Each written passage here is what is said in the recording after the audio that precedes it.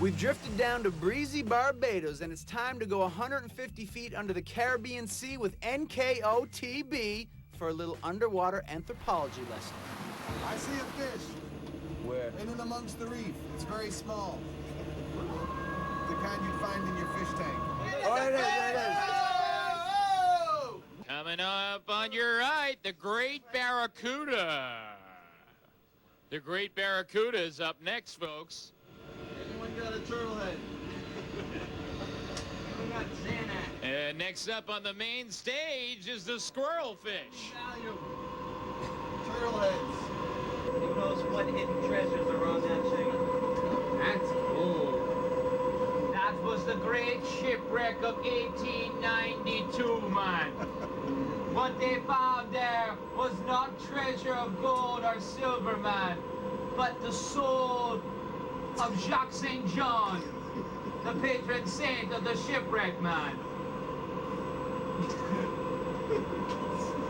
People say anyone who comes upon this shipwreck will inherit the soul of Jacques St. John. Turtle. Turtle. There's your turtle head. Turtle head. Turtle head. It's cute. Where? Right down there. It's very, very disguised amongst the coral reef.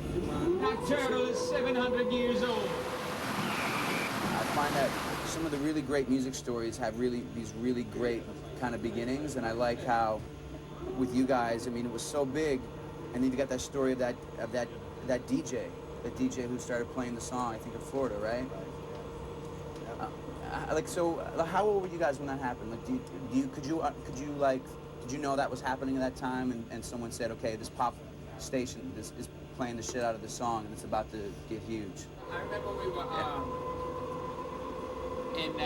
were in their neighborhood, like where we used to rehearse and stuff, and we were sitting at a counter, and this is before, because our record company wanted to market us as like R&B, like black music charts, you know, so it wasn't pop stations. The video was sent to BET, right? Yeah, it was going to be on BET, and Jordan was like, I remember, he looked at me, he was like, this is months before it was even on BET, but they said they were going to play and stuff. He was like, we're going to be famous, you know, we're going to be, you know, and that was on BET, right?